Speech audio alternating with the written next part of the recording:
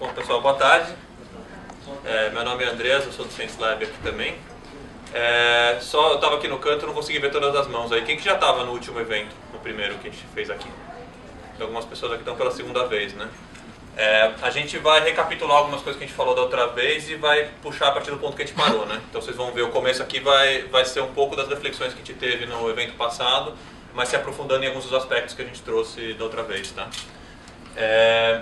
Para quem não teve da outra vez, né? Então a gente gosta de contar um pouco da trajetória, da minha trajetória, da trajetória nossa como Science Lab, para explicar como é que a gente veio parar aqui e por que a gente está falando de propósito organizacional nesse contexto aqui, nesse contexto de eventos. Então eu costumo dizer que na minha vida retrasada eu fui engenheiro, né? Eu sou formado em engenharia na Escola Politécnica. Na minha vida passada eu fui administrador, que eu fui trabalhar com gestão de empresas, fui trabalhar em corporações, né? Comecei minha carreira na Votorantim, no grupo Votorantim, primeiro no Supply Chain Internacional, depois no planejamento estratégico. E agora não sei como me definir, né? Inovador social, empreendedor social, então estou indo para um outro ramo que não tem nada a ver, bebe muito das minhas fontes passadas, mas não está diretamente relacionado com a minha formação ali, né? E eu acho que dessa trajetória aí de passar para o mundo corporativo, entrar como sócio de uma empresa de médio porte que eu fui, né? Eu fui sócio de uma empresa de 150 funcionários, onde a gente testou sem conhecer os conceitos, muito do que a gente vai trazer aqui, né? Então acho que pouca teoria, mas muitas das coisas a gente vivenciava na prática ali. Acho que o questionamento de propósito sempre esteve muito presente, assim, desde a época de faculdade, de pensar, legal, ganhar dinheiro é legal, precisa, né, para sustentar, para pagar aluguel, mas por outro lado, para que tudo isso, né? A empresa que eu fui sócio era de bens de capital, era super bacana, eram relações super humanas dentro da empresa, acho que a gente se considerava uma família ali dentro, mas no fundo eu não enxergava onde que isso amarrava, né? O produto que a gente entregava, que era equipamento industrial para indústria metalmecânica, com uma série de problemas sociais, ambientais, problemas coletivos que a gente está vendo por aí, né? E isso levou a essa busca aí, né? De tentar fazer cursos, entender conceitos. Eu fiz um curso de empreendedorismo social da Artemisia, né?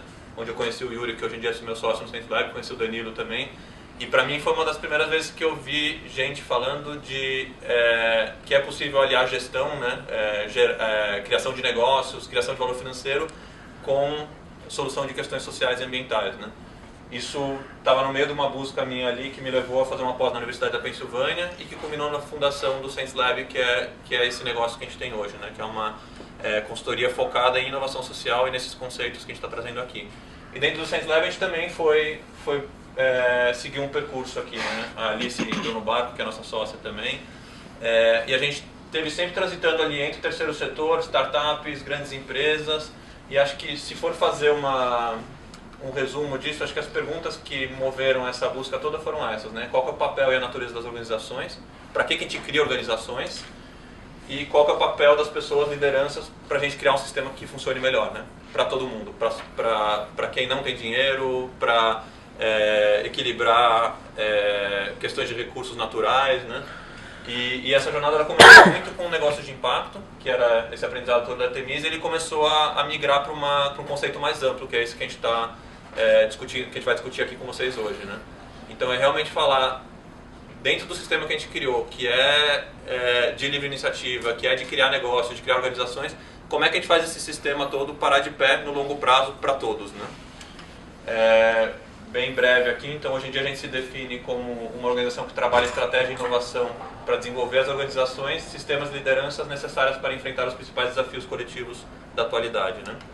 E a gente trabalha nesses três pilares que estão muito ligados com o que a gente vem falando aqui no InovaBrá, né? Que é estratégia de desenvolvimento organizacional, sistemas multiatores, né? Que envolve terceiro setor junto com empresas, junto com o governo, e desenvolvimento de lideranças para isso, né? E aí acho que isso foi mais para contextualizar da onde que vem essa história toda, né? E o que a gente propôs aqui nessa agenda com o Bradesco, que entrou como parceiro aí para fornecer espaço e agenda aí para a gente conversar sobre isso, é esse fluxo de eventos aqui. Então quem teve da outra vez a gente falou de um contexto mais amplo de por que é necessário hoje em dia inovar, e inovar de uma forma diferente, inovar endereçando questões relevantes para a sociedade, né? Hoje a gente vai pegar uma partezinha dessa nossa contextualização e vai começar a explorar como é que propósito, como é que impacto e resultado financeiro pode coexistir, né? Então, como é que esses fatores eles podem trabalhar juntos. Semana que vem e na semana seguinte a gente vai ter um workshop aqui. De toda essa série, ele é o único evento que é fechado, né? É pago. As inscrições estão abertas, no final acho que a gente fala um pouco mais, né? Na sequência a gente vai falar de um outro dos pilares que a gente introduziu na outra vez, que é estruturas organizacionais não hierárquicas, né? A gente fala muito de estruturas organizacionais vivas, autonomia, autogestão. Então, quem estiver interessado em estruturas organizacionais em rede, esse é o dia que a gente vai falar disso. E durante o dia agora vocês vão entender por que isso é relevante para o nosso assunto. No outro dia a gente vai falar de inovação. Então, de como, você está falando aqui da necessidade de inovar e como é que isso conversa com o propósito, como que é isso na prática, né? Quais são as metodologias para inovar ali. E no último dia o que a gente acredita ali é que nada disso que a gente vai falar aqui funciona se a gente não tiver pessoas conscientes por trás, né? Então, se a liderança não comprar tudo isso que a gente está falando aqui, isso não sai do papel. E para começar essa história, a gente vai retomar uma contextualização que alguns de vocês que vieram outra vez já viram, né? Mais extensa, mas a gente vai contextualizar um pouco. Então, acho que o pano de fundo para isso é o momento que a gente está vivendo, né? A gente vive num momento de extrema complexidade e incerteza. Acho que os avanços tecnológicos, as possibilidades que se abriram, elas geram uma volatilidade, uma complexidade extrema no nosso cenário social, político, econômico atual, né? Tem um acrônimo cunhado aí pelo exército americano na década de 90, que hoje em dia é bastante usado no meio empresarial também, que é esse aqui, né? Que é o VUCA, que a gente vive tempos voláteis, incertos, complexos e ambíguos, né? Então, voláteis porque a taxa de mudança é extremamente acelerada, para uma empresa se adaptar aos diferentes contextos da evolução de mercados, né? Mercados surgindo e deixando de existir em pouco tempo. Incertos, porque a gente tem falta de clareza pelo presente, pela própria massa de informações e de dinâmicas presentes, a gente não tem a capacidade de analisar cenários presentes, né? Complexos, porque a quantidade de fatores envolvidos nesses cenários sociais, ambientais, econômicos são muito grandes, né? E ambíguos, pela falta de clareza de significado dos eventos. Por outro lado, a gente vive uma época de enormes oportunidades. Acho que, como a gente falou da outra vez, a nossa geração ela tem ferramentas na mão que nenhuma outra geração teve antes, né? Acho que a gente tem tecnologias como nenhuma geração antes da nossa, a gente tem ferramentas de comunicação para se integrar em nível global como nenhuma geração antes da nossa. Então, acho que a gente tem muito poder de transformação. E, por outro lado, a gente tem desafios sistêmicos gigantescos, né? Acho que a gente vive uma época que a gente não equalizou as questões sociais, a gente tem uma massa gigantesca de pessoas que estão fora dos benefícios gerados pelo nosso sistema econômico. A gente tem uma questão ambiental não equacionada, a forma que a gente consome, o nosso ritmo de consumo de recursos naturais hoje em dia ele não para de pé no médio prazo, né? Estou nem falando do longo prazo, falando do médio prazo. E a gente está cada vez mais desconectado de propósito de vida, da carreira, né? De saber para que a gente está trabalhando. Isso vem nesse modelinho aqui de um professor do MIT que chama Otto Scharmer. Ele diz justamente que a gente vive uma época de 3 grandes desconexões, né? Conexão ecológica, de nós com a biosfera, com o sistema natural que nos sustenta, de nós com o outro, e de nós, essa desconexão espiritual não necessariamente significa alguma coisa mística, aí, mas é de nós com propósito, com significado de carreira, significado de vida, né? E essa própria dinâmica ela também tem um outro lado. Atualmente, inovar ela é uma questão de sobrevivência, né? Inovar, hoje em dia, pela própria dinâmica do momento atual, as empresas, as organizações, os indivíduos eles têm que estar cada vez mais antenados no que está acontecendo e se reinventando. Tem até o pessoal que fala que as carreiras que vão ser necessárias daqui a 10 anos, elas não estão sendo ensinadas hoje em dia na faculdade, né? Aqui tem uma frase do Peter Drucker: um empreendimento que não inova inevitavelmente envelhece e morre. Em um período de rápidas mudanças como o presente, um período empreendedor, o declínio será rápido, né? Então, grandes organizações deixaram de existir porque não se antenaram no que estava acontecendo. Kodak, Xerox, que perdeu relevância, né? E as empresas que são grandes hoje em dia, elas têm poucos anos de vida, muitas delas, né? Então, aqui é um gráfico que mostra vida média das empresas, no eixo Y aqui, e tempo, né? Então, na década de 60, as 500 maiores empresas do Standard & Poor's 500, que é um índice da Bolsa Americana, né? Tinham em torno de 60 anos de vida, e isso oscilou, com algumas oscilações, hoje em dia a gente está abaixo de 20. Então, hoje em dia, Facebooks, Googles, Snapchat, tem um monte de empresas aí que são gigantes e surgiram ontem, né? A pergunta, que acho que é o nosso assunto daqui hoje, dessa série de eventos, é essa, né? Como que essas inovações que a gente está gerando e a gente tem a capacidade de gerar, elas podem resolver os nossos problemas, que não são poucos também. Então, como é que a gente efetivamente gera uma mudança positiva? Como é que as nossas empresas podem ser um vetor de resolver problemas reais, né? Problemas sociais, problemas ambientais.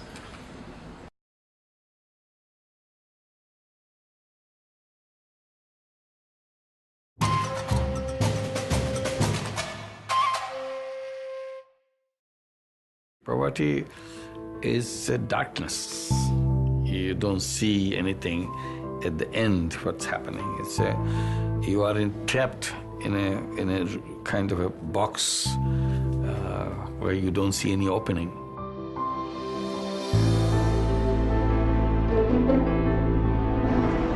Eu lutei tanto, eu batalhei tanto. Por mais que seja numa invasão. É complicado você acordar e ver sua casa no chão, né? Você imagina a sua casa no chão? A integração de Poços na Zona Leste está marcada para o dia 5.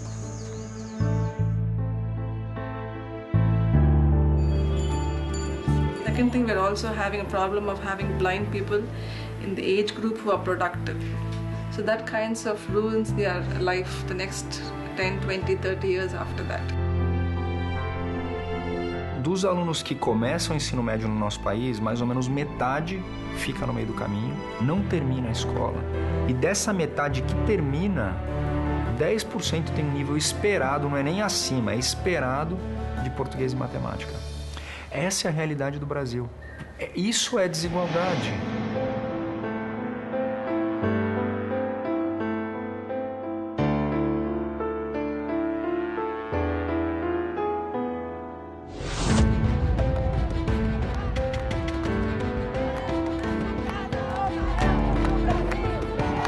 Trabalha com mediação de conflitos e é fazendo esses acordos judiciais. Então a gente entrou com uma medida para anular a sentença que foi dada de reintegração de posse. Initially, Dr. Venkataswamy,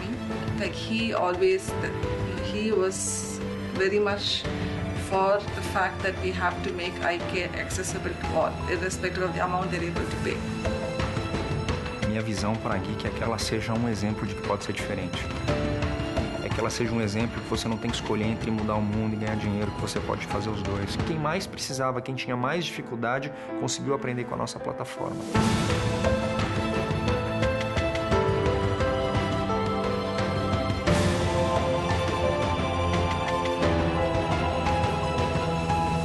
Nosso modelo ali é capitalista também, mas é um capitalismo consciente. O lucro é legal?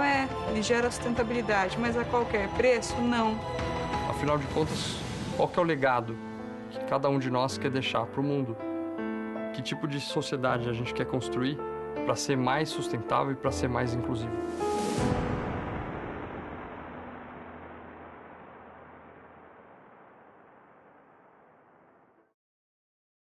Esse é um trechinho de um filme que é O Novo Capitalismo, né, que saiu, acho que no final do ano passado, idealizado por Antônio Emílio de Moraes Neto, que aparece no finalzinho ali, que é um dos herdeiros do Grupo Votorantim. E ele conta algumas dessas histórias de empreendedores que criam negócios com foco em resolver problemas sociais, ambientais e gerar resultado financeiro simultaneamente, né? Eu trago ele aqui como uma introdução, também um pouco do que a gente falou há 2 semanas atrás, né? Então a gente enxerga uma série de movimentos surgindo, cada um deles com sutilezas diferentes, com formas diferentes, mas com muitas coisas em comum, né? Então a gente vê que tem o movimento do capitalismo consciente, que começou lá nos Estados Unidos com o pessoal lá da Whole Foods, o John McCain, né? Tem negócios de impacto social, ou algumas pessoas conhecem como negócios sociais, né? Que tem uma presença forte aqui no Brasil, tem alguns milhares de negócios atuando com essa lógica, fundos de investimento investindo nesse tipo de negócio, aceleradoras com essa lógica. Tem sistemas regenerativos, empresas B, cada vez mais redes de organizações, né, de stakeholders, tem organizações evolutivas, Future Fit Organizations. Então aqui, na semana passada, na vez passada, a gente falou um pouco de cada um desses movimentos, não é o foco da conversa de hoje, né? Mas nessa nossa trajetória de tentar entender isso aqui, interagir com essas diferentes realidades, a gente começou a traçar o que tem de comum entre esses movimentos, né? Então, cada um deles tem princípios, né? Empresas B olha tem uma visão 360 dos graus dos negócios, olhando para a governança, trabalhadores, meio ambiente e comunidade. Capitalismo consciente olha para o propósito dos negócios, liderança consciente. Então, cada um deles tem princípios que enxerga que são os princípios que os negócios precisam daqui para frente, né? E a gente enxerga isso aqui muito como um espaço de experimentação do que tem pela frente, né? Acho que nenhum desses traz uma receita pronta, nem a gente traz uma receita pronta. Eu acho que a gente está experimentando com novos modelos que tentam resolver alguns dos problemas dos modelos anteriores, né? E a pergunta que a gente se faz é essa, né? Com quais lentes que a gente pode entender esses diferentes movimentos? De todos eles, são só alguns dos movimentos que aparecem, né? O que cada um deles traz, que empresas estão atuando com essa lógica e o que isso está gerando. E uma hipótese aí, quando eu falei para quem veio da outra vez, né, que a gente começa de onde a gente terminou a outra conversa, a gente terminou falando um pouco de princípios que a gente enxerga como princípios importantes daqui para frente, né? E uma hipótese que a gente traz é essa, que a capacidade de uma organização inovar e se manter relevante para a sociedade, para o planeta, ela depende de alguns fatores. E o primeiro fator aqui é ter uma clareza de propósito. E mais do que uma clareza de propósito, é ter uma clareza e uma dinâmica, e um propósito dinâmico, né, que se adapte de acordo com o que os diferentes partes interessadas do negócio e a sociedade no sentido mais amplo precisam. Então, é uma clareza de um propósito inserido dentro dos sistemas econômicos, sociais, ambientais, né? Sua capacidade cognitiva, palavra difícil, né, mas a capacidade da organização de interagir com os meios externos. Porque, principalmente em estruturas mais fechadas, hierárquicas, hoje em dia, a gente tem uma capacidade cognitiva extremamente baixa. A gente tem pessoas que tomam decisões que estão extremamente longe da ponta, estão longe do cliente, estão longe dos partes interessadas, dos moradores em volta das fábricas, que estão longe dos fornecedores. Então, aumentar a capacidade cognitiva das empresas, interação com os diferentes atores, é um fator relevante também para a capacidade de inovar e de ser relevante para a sociedade, né? E sua adaptabilidade, né? Sua flexibilidade, sua capacidade de experimentar, se adaptar, errar. Acho que hoje em dia a gente não é permitido errar dentro das empresas, mas inovação exige erro, né? Quem trabalha com inovação sabe disso. É prototipar, é testar, é errar e aprender com os erros. E isso, por sua vez, depende de algumas coisas também. Então, se a gente fala de uma capacidade maior de perceber a realidade, a gente fala de flexibilidade, isso exige autonomia. Então, a gente está falando, segundo essa hipótese que a gente está levantando aqui, estruturas menos hierárquicas, estruturas mais dinâmicas de empresa, estruturas em rede, elas aumentam a capacidade de inovar da empresa e aumentam a capacidade dela ser relevante para a sociedade, né? Então, só que com um porém aqui, que é o último ponto, né? Mais alinhamento. Então, criar estruturas em rede, que é o assunto do próximo evento, né? A gente vai falar um pouco mais do que são estruturas em rede, depende de você ter um alinhamento de funções claro, porque você só deixar cada um fazer o que quiser não gera um resultado concreto para a organização, né? Abertura e integração com os diferentes stakeholders, então a empresa ter fronteiras abertas, está disposta a interagir com o fornecedor, criar junto, inovar junto com o fornecedor, inovar junto com o cliente, né? E o ponto que eu já levantei ali no começo, então ter uma consciência que esteja, uma liderança que esteja aberta para esse tipo de pensamento, né? Esse tipo de consciência. Então, na nossa visão, tem uma relação, se ela não é exatamente essa, ela é mais ou menos essa, causal, né? A gente precisar de estruturas mais dinâmicas, maior abertura das empresas e uma liderança mais consciente de fatores que não sejam só financeiros para gerar uma maior clareza de propósito, uma maior capacidade cognitiva, uma maior capacidade de adaptação e assim continuar sendo relevante para a sociedade no longo prazo. Porque perceba, acho que a gente falou um pouco da outra vez também, hoje em dia a grande massa das grandes corporações, em especial grandes corporações americanas, elas se pautam por resultados trimestrais, né?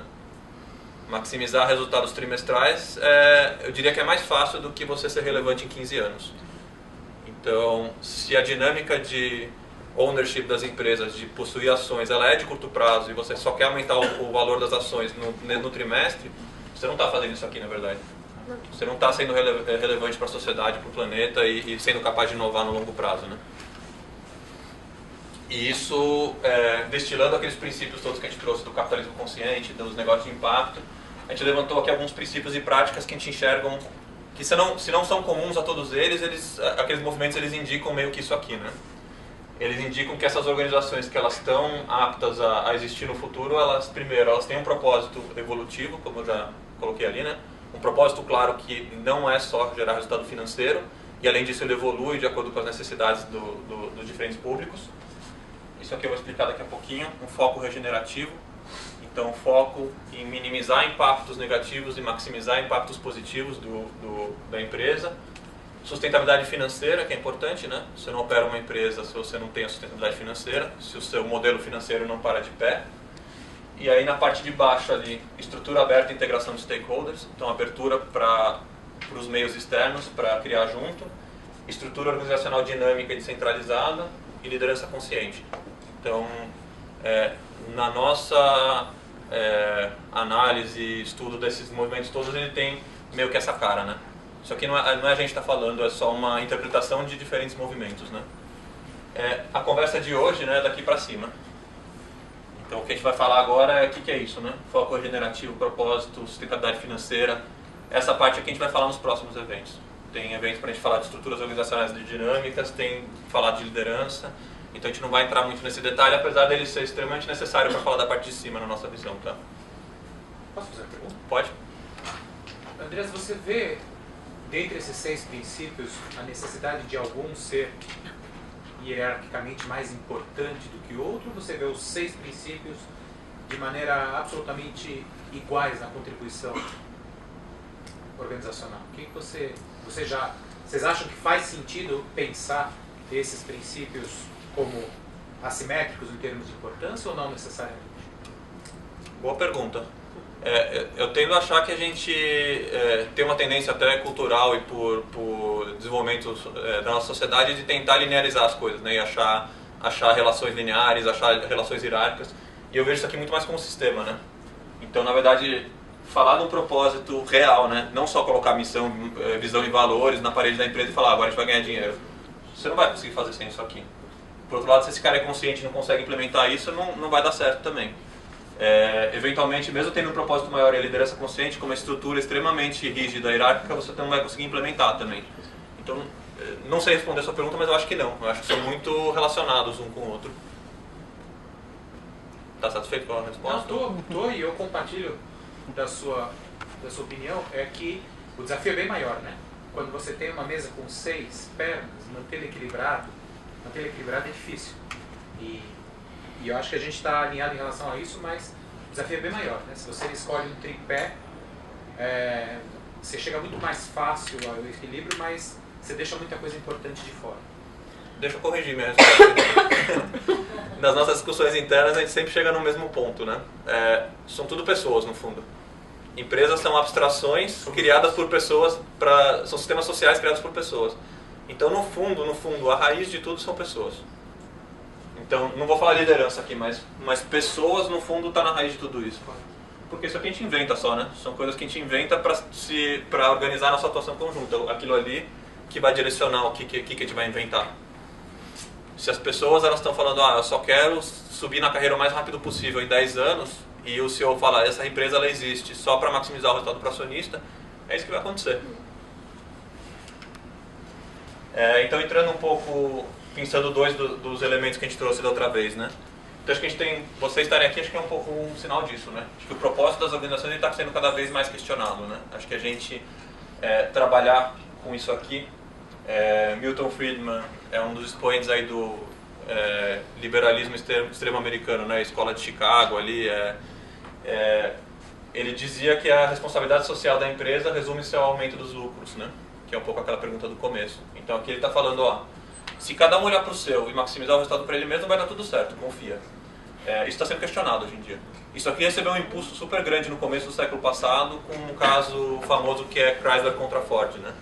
Que foi um caso que os Chrysler, né, os irmãos Chrysler que fundaram a Chrysler, eles eram sócios da Ford, e o Henry Ford estava tentando implementar uma série de ações para subir salário dos colaboradores, para aumentar a responsabilidade com os fornecedores, e os Chrysler eles processaram o Ford, falaram, eu investi nessa empresa para ganhar dinheiro, e esse cara está gastando nosso dinheiro com coisas que não interessam.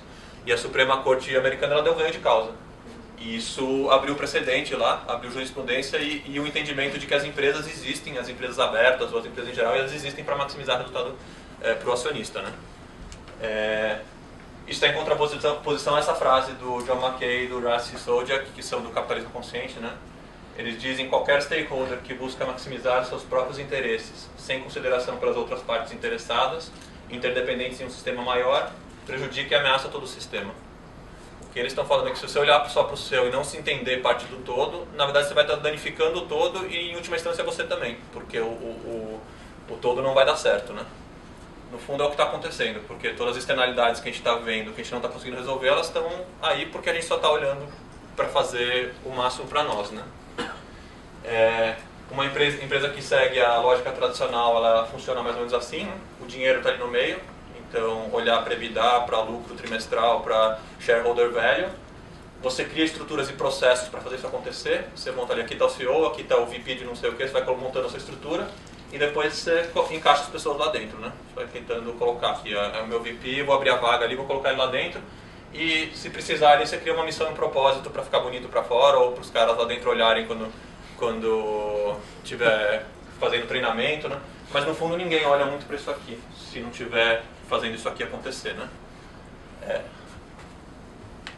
Você falou atrás assim, que as empresas se consideram, no caso, em função da evolução de informações, de acesso a informações, que ajuda muito.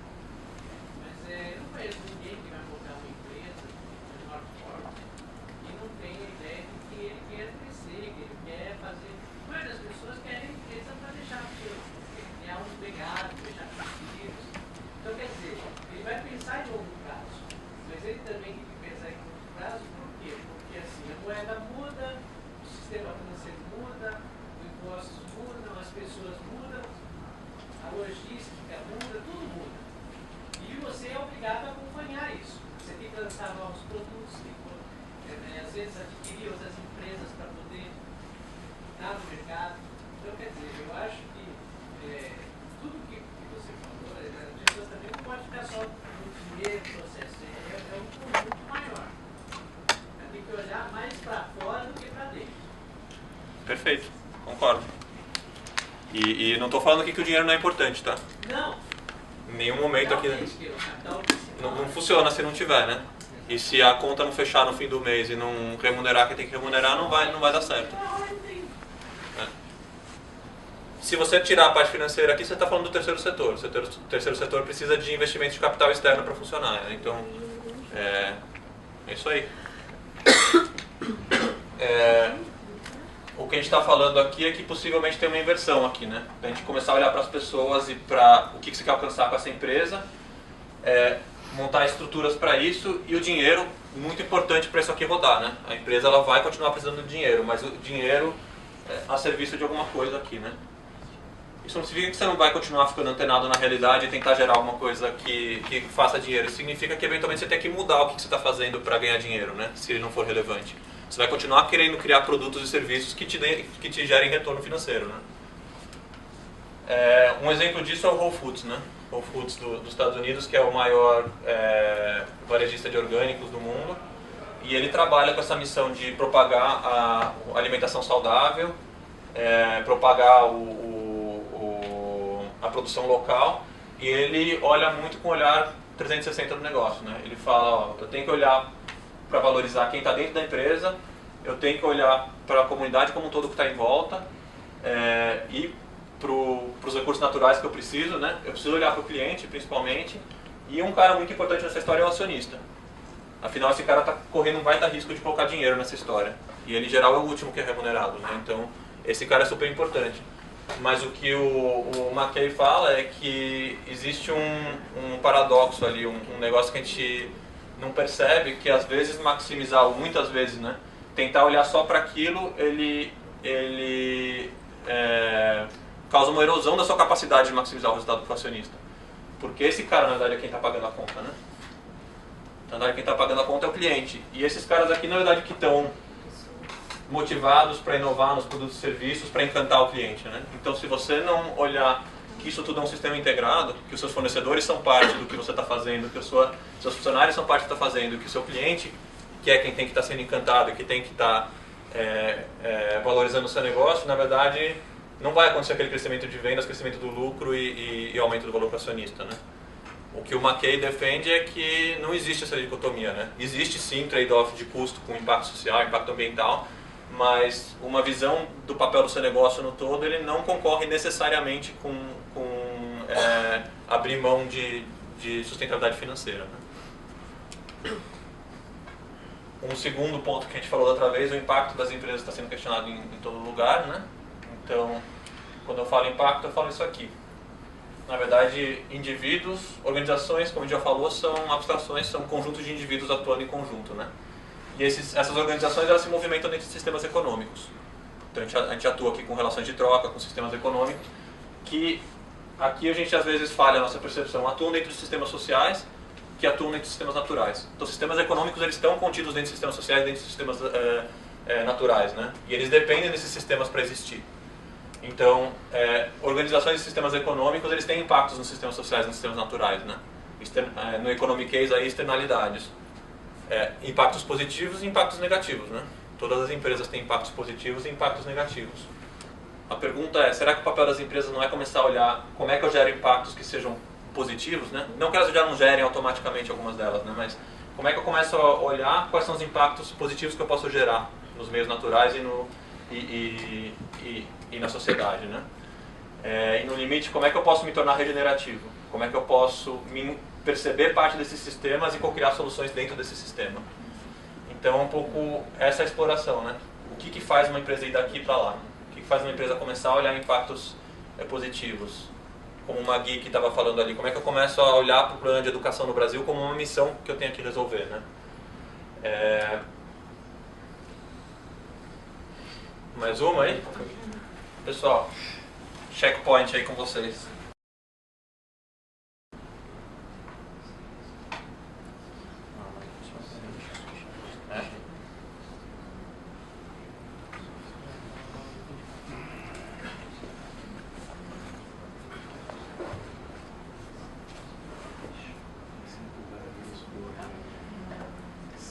Só aceito uma palavra.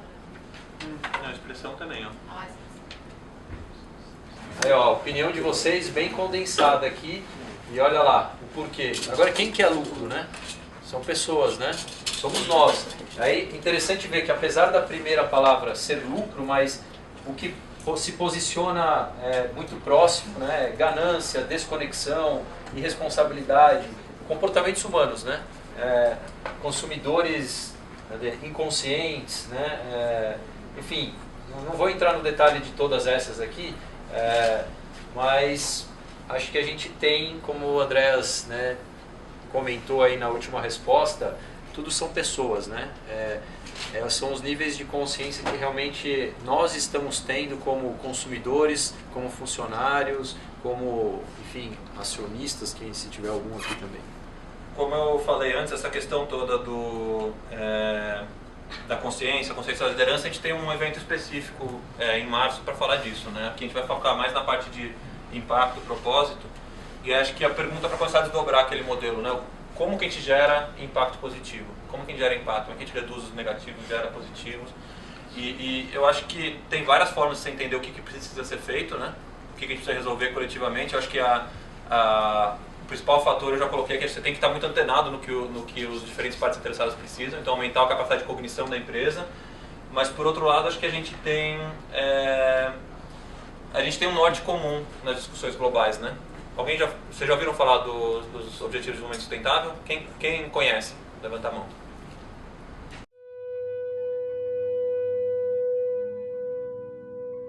We can be. We must be the first generation to end extreme poverty. The generation most determined to fight injustice and inequalities. The generation that saves the planet from climate change. And this is how it will get done. The global goals. A 15-year plan For everyone, everywhere. With no one left behind. We will live in a world where nobody anywhere lives in extreme poverty. Where no one goes hungry. Where no one wakes in the morning asking if there will be food today. We will live in a world where no child has to die of diseases we know how to cure, and where proper health care is a lifelong right for us all. We will live in a world where everyone goes to school. And education gives us the knowledge and skills for a fulfilling life.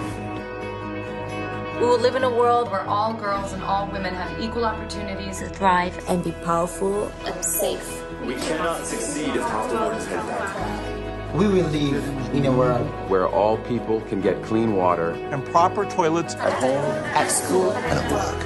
We will live in a world where there is sustainable energy for everyone. Heat, light, and power for the whole planet. Without destroying the planet.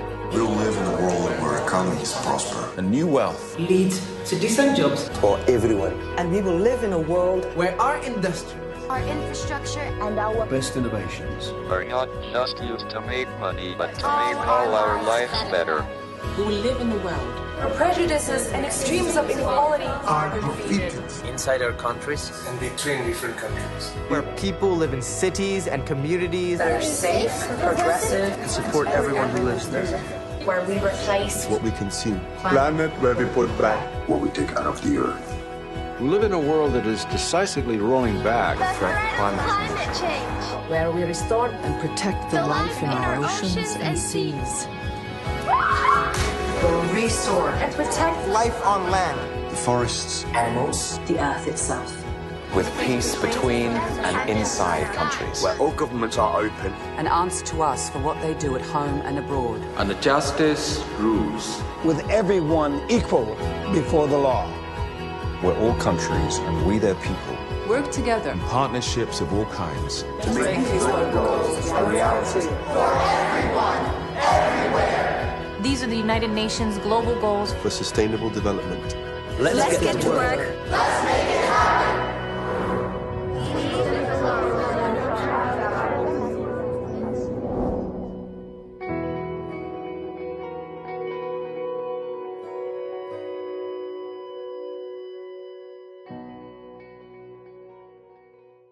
Meio ambicioso, né?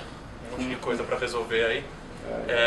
Como eu falei, acho que tem várias formas de falar o que eu posso fazer, o que uma empresa pode fazer. Acho que tem um norte comum que foi discutido, né? Acho que já foi colocado aqui por várias pessoas. Acho que uma coisa é o discurso, outra coisa é como é que você parte para ação, né? Que é super difícil. Isso aqui são as evoluções, evolução das metas do milênio, que surgiram em 2000 ali até 2015.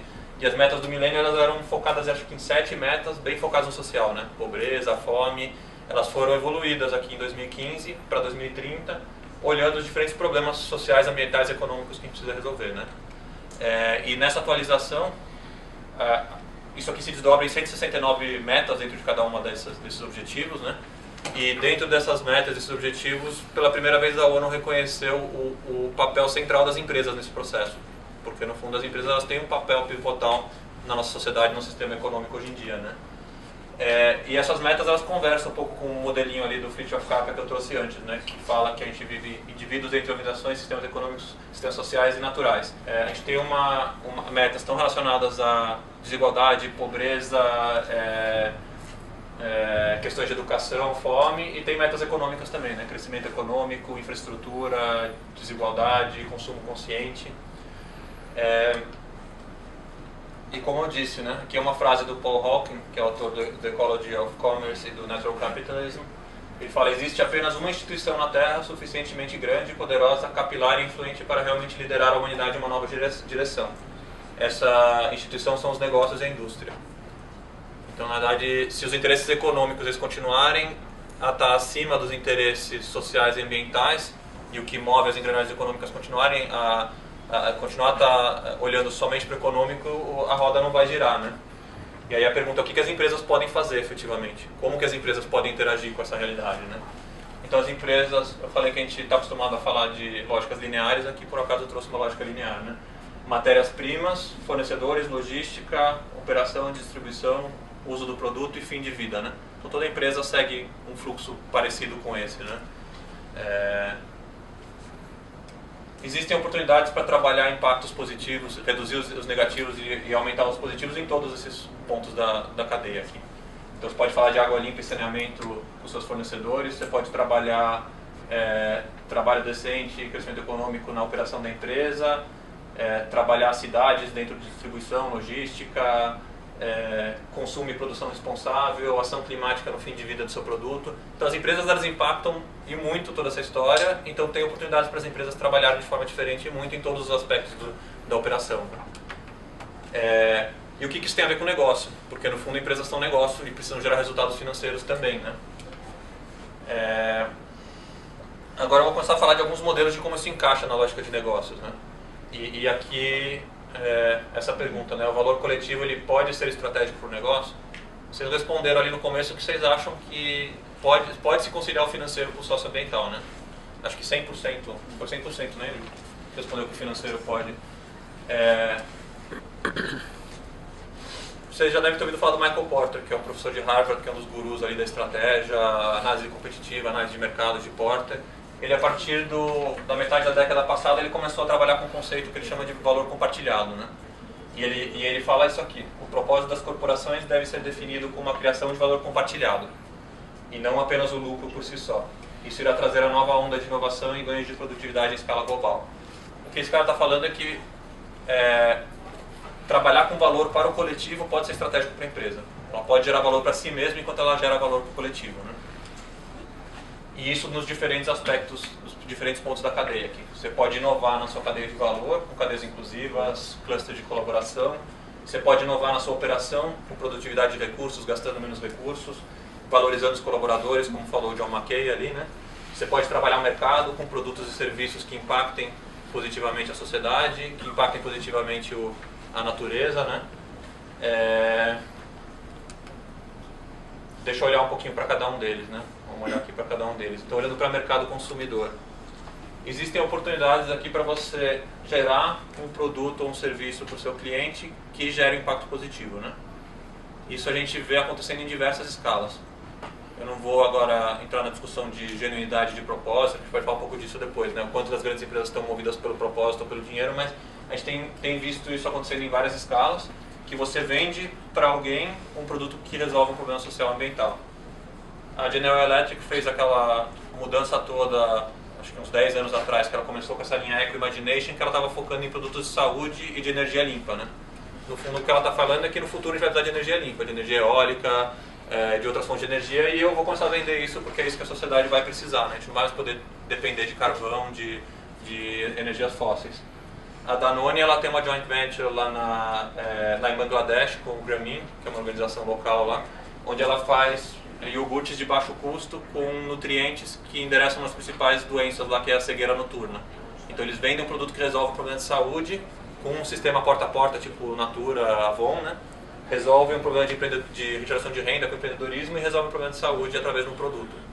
Ou seja, identificar um problema e criar um produto para resolver aquele problema, né? A Vodafone, ela tem um sistema na África que é o M-Pesa, que é um sistema de inclusão financeira por SMS, né? Sistema de transação bancária com SMS para trabalhar a inclusão financeira.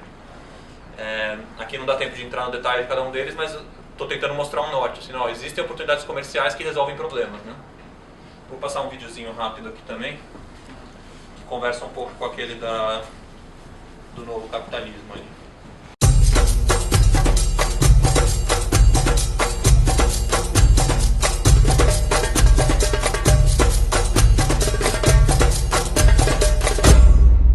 Se você encontra um mecanismo que descenda nas causas sociais, que resolva o problema da pobreza e que volte para a dimensão econômica, você resolve muito mais rápido o problema da pobreza, né?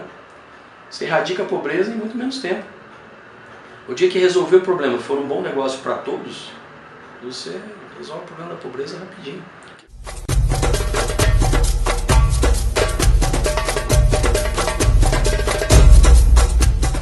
Quando a gente entra na nova casa do seu Antônio, não imagina em que condições ele vivia há alguns anos.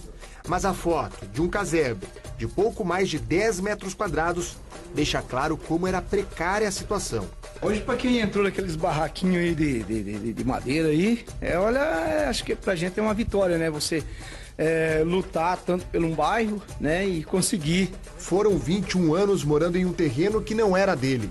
Seu Antônio faz parte de uma das 137 famílias que se instalaram no Jardim Cláudia, em Pinhais, uma área de invasão, e que depois de anos na justiça conseguiram regularizar a moradia. E isso só foi possível graças à Terra Nova, uma empresa social que oferece serviços como outra qualquer, mas que tem como objetivo trazer benefícios à comunidade. O foco está na solução de problemas sociais e não no lucro. Antes de começar a cobrar qualquer coisa, a gente organiza a comunidade, fortalece as lideranças, formaliza a associação de moradores quando ela não está formalizada. E aí o presidente da associação assina esse acordo com o proprietário, onde estabelece o valor do metro quadrado para que cada família indenize de acordo com a quantidade que está ocupando de metro quadrado dentro da área. E as pessoas pagam daí de acordo com o seu, a renda familiar, né? Pagam parcelas durante 5 anos, 10 anos e indenizam o proprietário, e a gente recebe um percentual desse valor, que é onde a gente sustenta toda essa operação. Aí vem o trabalho urbanístico, né, que é o levantamento topográfico e tal, para poder identificar onde está cada casa, cada terreno, cada lote. Se a pessoa já investiu 20, 30 mil reais numa casa, hoje uma casa numa favela vale menos que 30 mil, né? Então se ela adquirir o título de propriedade daquela casa, aquele ativo dela passa a valer 60, 70, porque, além que não só ela vai adquirir o título, mas ela também vai receber infraestrutura, e aquilo vai valorizar muito, né? Com a solução do ponto de vista jurídico e urbanístico, você permite que o poder público possa fazer investimentos em infraestrutura, saneamento básico, água, energia elétrica, quer dizer, você melhora toda a condição de vida daquela população, mas na realidade todo esse processo acontece porque a comunidade se empodera dessa capacidade de transformar o seu próprio ambiente, a sua própria realidade. Então aí eu acho que está o grande instrumento de transformação social, porque se a gente colocar isso em escala, né, a gente só vai conseguir resolver o problema do mundo à medida que as pessoas vão se unindo e vão resolvendo os seus próprios problemas, né?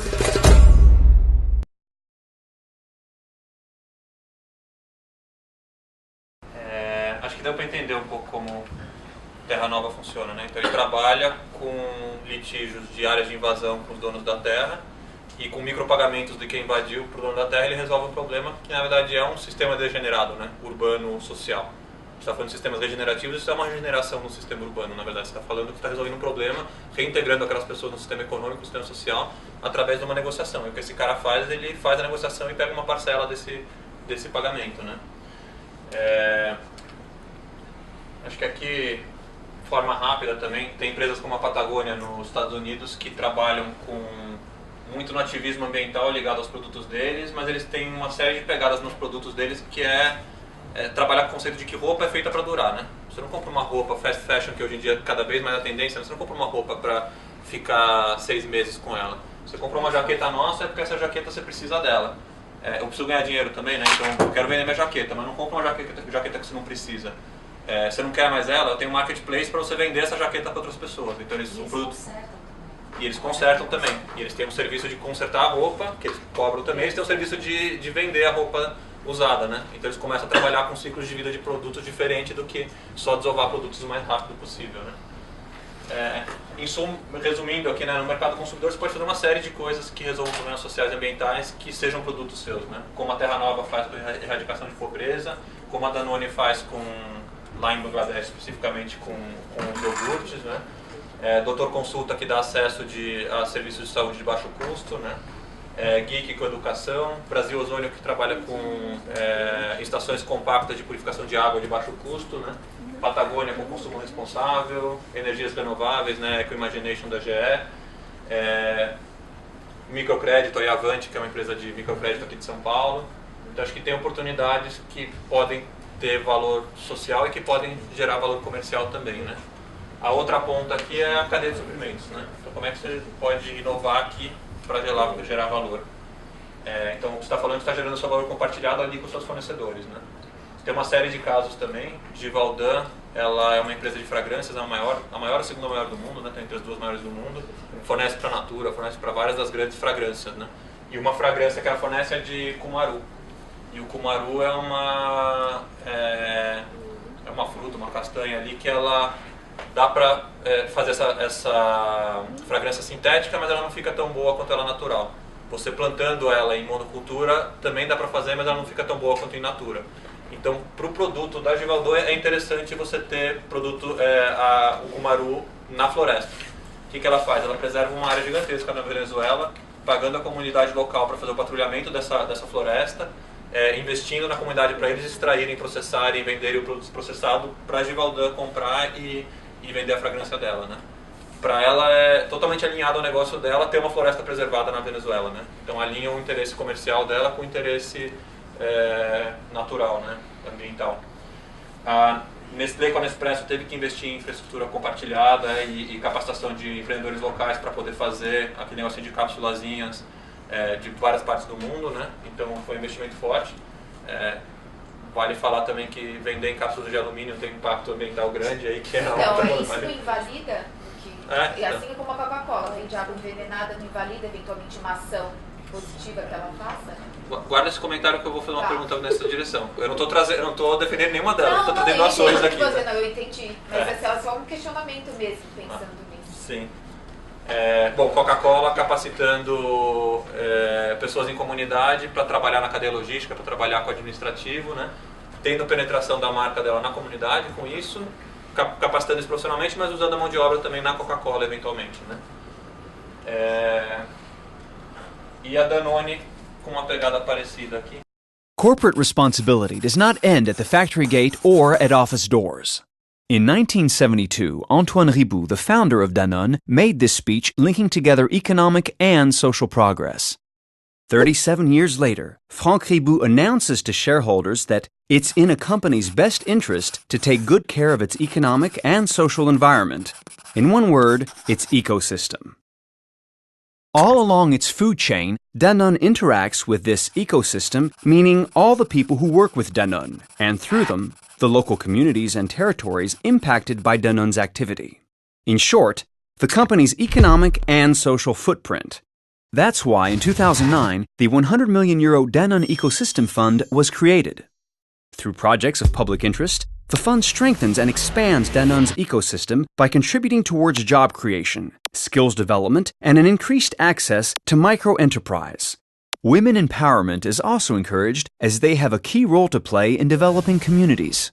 To ensure the creation of social value, we need partners. In every project, one of our subsidiaries joins forces with a local non-profit organization. They share their vision and combine their expertise to find an innovative solution, creating value for both business and society. But let's see how this initiative is transforming Danone's food chain. Danone has to buy high-quality raw material to make its products. This is what we call sourcing. By developing their agricultural skills, the fund's projects help milk suppliers to develop their production through sustainable farming practices, strengthen milk sourcing, empower dairy farmers. In the areas around its factories, the Ecosystem Fund works to encourage local development, protecting water resources, for example, while ensuring the economic, social, and environmental development of local communities in the region. This is the subsidiary's responsibility as an employer and operator. Company reputation, stronger territory. That's not all. For our products, new micro-distribution channels are being created. They're providing work for vulnerable populations, as well as making nutritional products accessible. New distribution channels, professional inclusion. Supporting the well-growing and well-aging is part of Danone's mission. Our expertise, linked to caring services, should benefit everyone. With the fund's support, healthcare professionals advising young parents and working with the elderly are being trained, specifically on nutrition. Connection to healthcare professionals, skilled carers. Last step, recycling. In emerging countries, waste pickers are providing an essential service for the planet, waste collection for recycling. The projects supported by the Ecosystem Fund are helping waste pickers to structure their activity and provide companies with recyclable materials. Access to recycled material, better paid waste pickers recognized for their work. All along the food chain, we reach a new balance. Benefits for business and benefits for society go hand in hand. It's a question of common sense. Through this innovative journey, Danone tries and sometimes fails, but it learns from its mistakes and measures the impacts of its projects to build sustainable initiatives that could be replicated on the territories where Danone operates. Across the world, Danone's teams are committed and inventive to transform business practices. A stronger ecosystem for a stronger company. Learn more about the projects.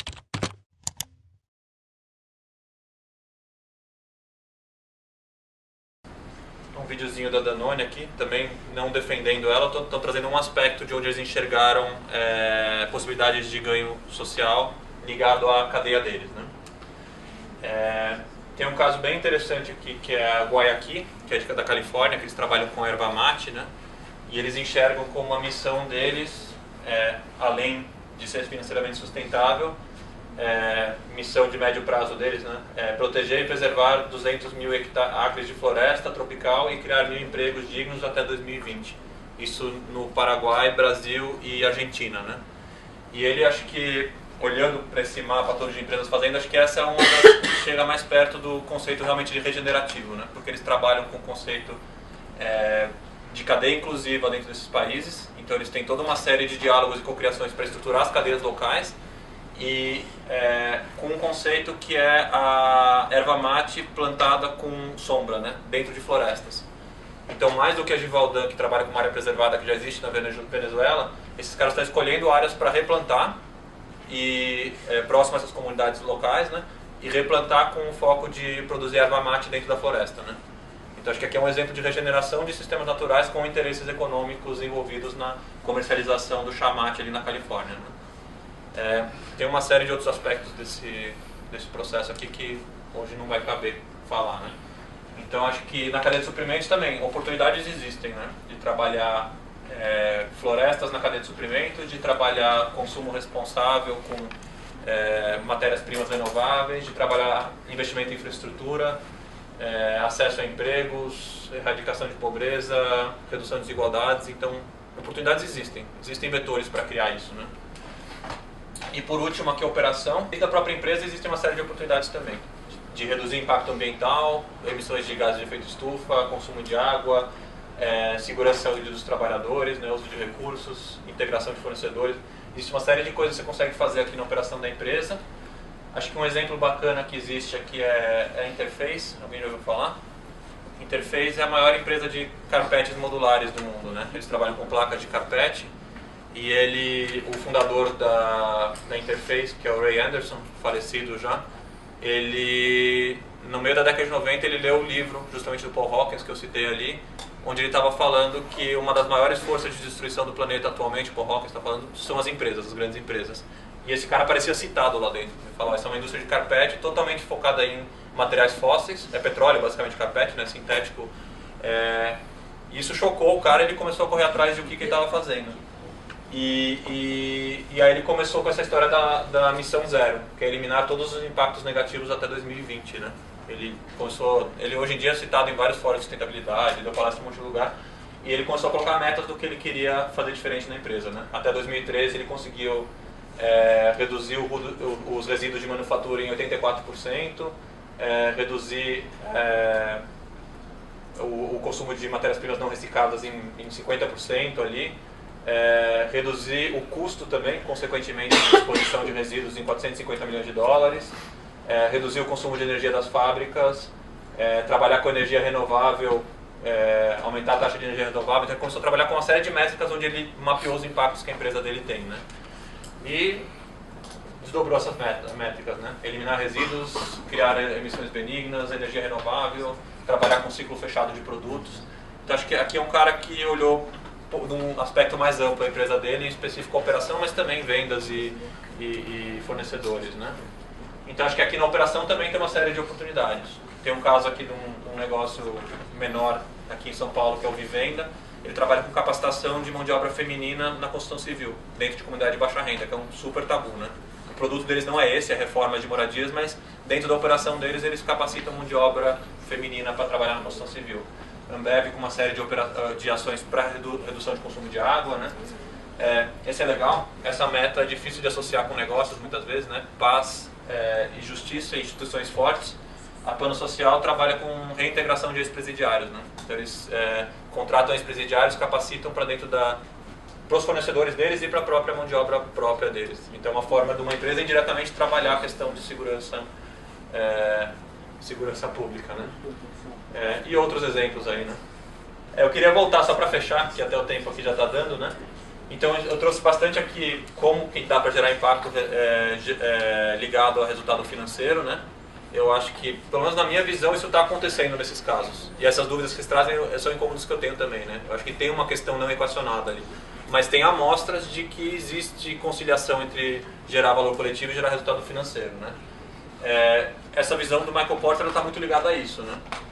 Mas quando a gente começou a olhar para isso, né? O que é efetivamente regenerativo? O que é efetivamente sustentável? Um negócio que intrigou bastante a gente é isso aqui, né? Restaurativo, criando impacto positivo. Regenerativo, integrando-se e percebendo-se parte do sistema, co-criando soluções e evoluindo de forma dinâmica e participativa. Como eu falei, eu acho que boa parte do discurso está aqui ainda. A gente não está aqui porque o discurso está aqui, né? Então vamos zerar. O Ray Anderson, na verdade, está falando disso aqui. Até o discurso super progressista do Ray Anderson está aqui. Você fala de negócio de impacto social, negócios sociais, tem muita coisa acontecendo aqui já, né? Vou criar a Geek para resolver o problema de educação. Vou criar, ou mesmo iniciativas corporativas, tem várias que estão aqui, né? Então vou criar o coletivo Coca-Cola, vou criar um programa da Ambev de bacias hidrográficas. Eu acho que tem poucos casos, talvez o Guayaqui seja um dos exemplos ali que começa a estar mais para cá. Acho que a Vivenda tem um pouco essa pegada. Então como é que você realmente se integra dentro de sistemas e como é que você lê os seus diferentes partes interessadas e efetivamente muda objetivos da empresa com base nisso, né?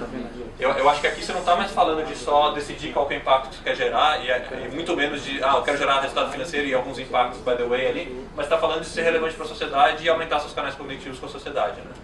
E eu acho que tem alguns casos que estão começando a falar disso, né?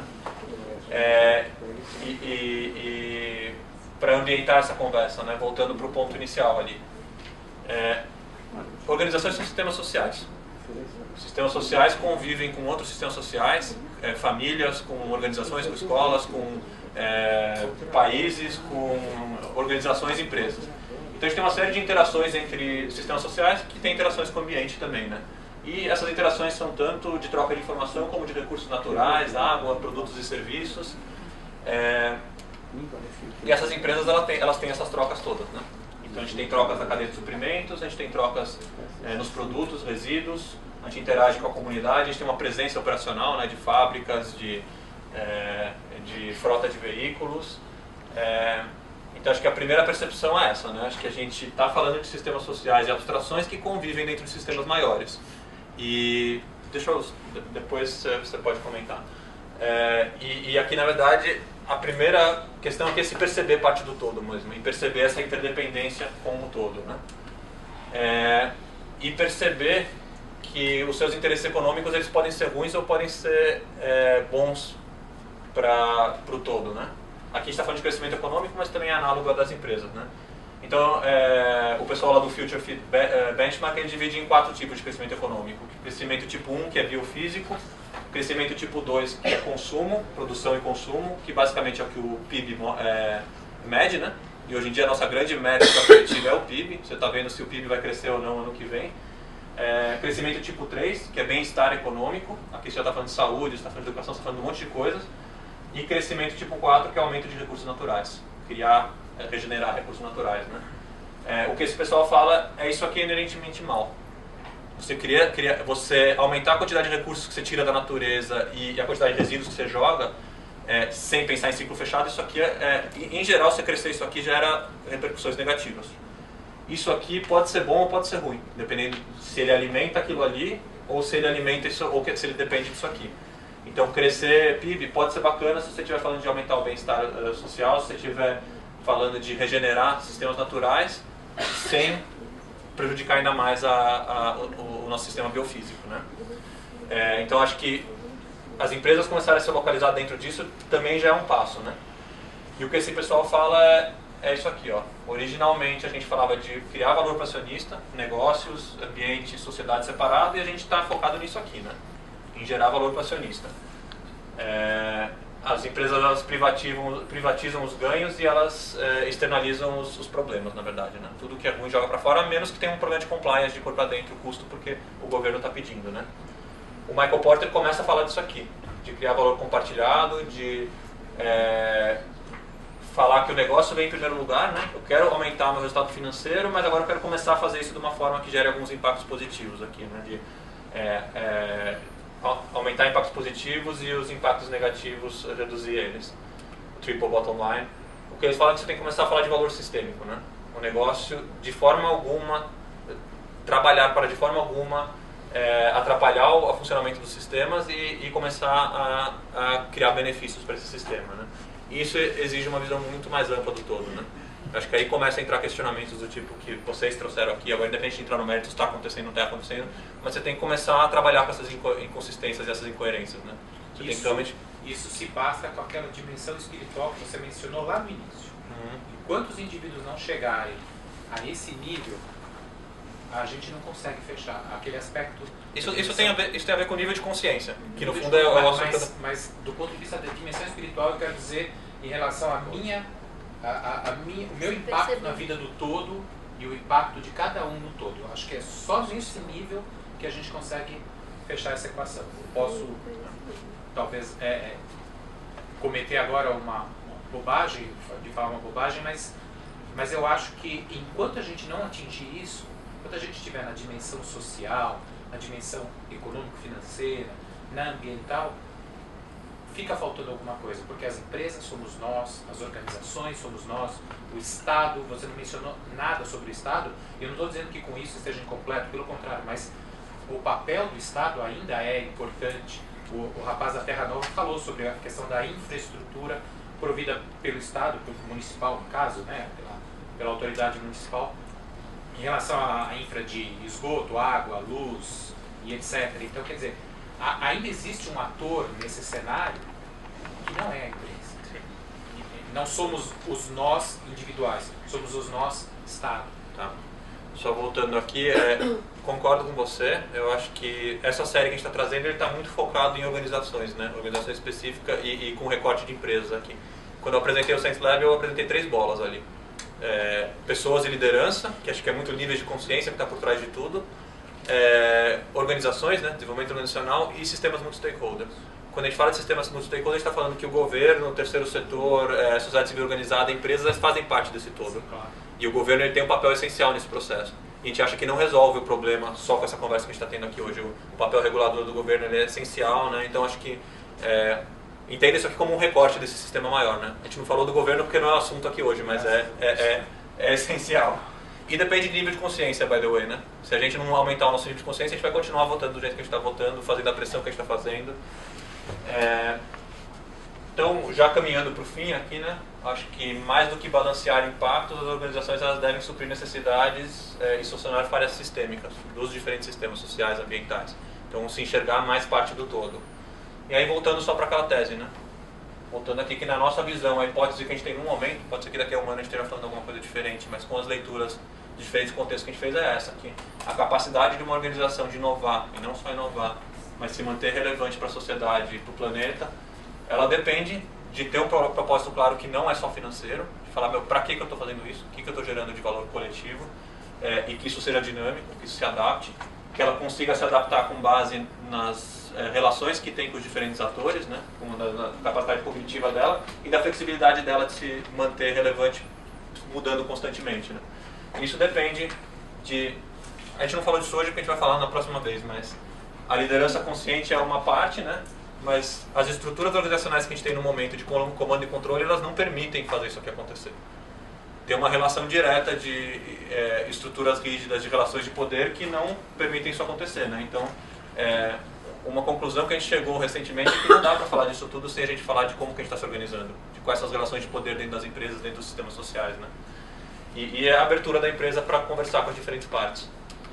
Então, essa era a hipótese. E a hipótese e a visão é que isso aqui tem que acontecer. Tem que começar a ler o que as pessoas, os sistemas precisam, focar a sua empresa nisso, em resolver problemas de fato, né? Existem vários, então foca em um ou alguns que tem que resolver, e montar estruturas e processos e fluxos financeiros para isso aí acontecer, né? Para ser financeiramente sustentável. Um pouquinho de próximos passos. Então, como eu falei ali no começo, hoje a gente explorou um pouquinho aqui em cima, né? Falou um pouquinho de foco regenerativo, de propósito, de sustentabilidade financeira. Lógico que é um evento curto, a gente fala superficialmente, né? Nos próximos encontros a gente vai falar um pouco da parte de baixo aqui. Se a gente fala de estruturas não hierárquicas, mais em rede, menos centralizadas, na prática, como é que é a cara desse negócio, né? Como é que isso funciona e entrega resultados também, né? Como que é uma abertura para os stakeholders? Como é que é uma liderança consciente? Qual que é essa consciência que a liderança precisa ter? Então a gente teve o evento do dia 6, teve hoje, Tem um workshop ali que eu vou falar bem pouquinho daqui a pouco, negócio com propósito. Aqui a gente foca bastante em estruturação de negócio de impacto, né? Aqui é um negócio mais prático de entrar em modelos, entrar em estruturação. Ali, dia 15/3, vocês vão receber, né, Lucas? Vão receber informativo aí para quem se interessar. Dia 15/3 a gente fala de estruturas em rede, novos padrões organizacionais. Dia 29/3 a gente fala de formas de inovação, né, processo de inovação, como inovar dentro das empresas com esse enfoque aqui. E convido você a estar presente aqui para falar de níveis de consciência no dia 12/4. Se Deus quiser. Tá bom? Fica o convite aqui. A gente tem um curso que até tem gente que já participou aqui, né? Que é um curso vivencial prático, que é o Business Design for Change, que é um curso que a gente trabalha muito nível de consciência e estruturação de negócios com uma abordagem super prática. Então a gente trabalha imersão em comunidades, trabalha conhecendo contextos sociais e estruturando modelos de negócio com protótipos, com efetivação desses modelos na prática, né? É um curso de 4 semanas, é sempre uma noite por semana e 3 sábados e 2 domingos. Quem tiver interesse pode entrar ali, www.businessdesignforchange.com. E semana que vem aqui, no espaço ali do lado, acho, tem um workshop 2 dias, dia 28/2 e 7/3, que é esse aqui. Que é um workshop de 2 noites, também está aberto a inscrição, quem tiver interesse aí pode vir falar com a gente. Já tem gente inscrita aqui. Já tem gente inscrita na plateia, tô falando. Não vou tomar mais o tempo de vocês, ó, o contato está aqui e a gente está aqui na frente para bater papo. Sempre tem gente que fica com a pulga atrás da orelha, quer cutucar mais algum ponto específico, então a gente vai liberar quem quiser ir embora aí, quem quiser bater papo pode vir aqui para frente, tá? Obrigado, pessoal.